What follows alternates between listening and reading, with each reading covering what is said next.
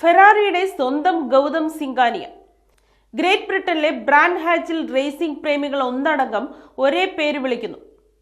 Car റേസിംഗിന് മിനിറ്റുകൾ മാത്രം ബാക്കി നിൽക്കെ റേസിംഗ് പ്രേമികളെ കൈവീശി പായിച്ച് റെയ്മണ്ടിന്റെ രാജകുമാരൻ ക്യൂബാൾ മുത്തം നൽകി 21 എന്ന നമ്പർ പതിച്ച റെയ്മണ്ട് ഫെറാറി കാറിൽ മത്സരത്തിനൊരുങ്ങി.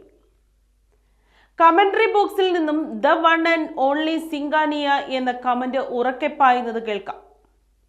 ഇന്ത്യയിലെ സൂപ്പർ കാർ ക്ലബിന്റെ സ്ഥാപക ചെയർമാനായ അദ്ദേഹം രണ്ടും കൽപ്പിച്ചാണ്. റേസിംഗിൽ ഒന്നാമതെത്തണം.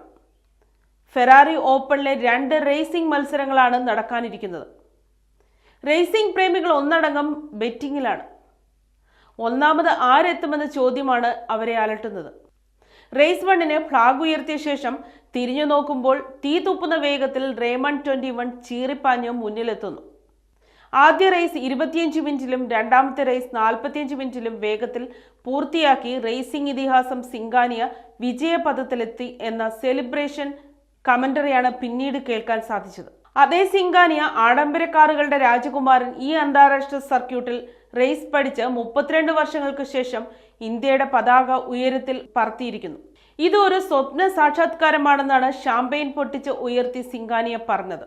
നോൺ ഓപ്പൺ വീൽ ചെയറിൽ ഒരു ലാപ്പ് പൂർത്തിയാക്കാൻ 1 മിനിറ്റ് 59 സെക്കൻഡ് മതിയെന്ന് സിംഗാനിയ തെളിയിച്ചു. ഇതോടെ ഈ അത്ഭുതകരമായ നേട്ടം കൈവരിക്കുന്ന ആദ്യ ഇന്ത്യക്കാരൻ എന്ന നേട്ടവും സിംഗാനിയ നേടിയെടുത്തു.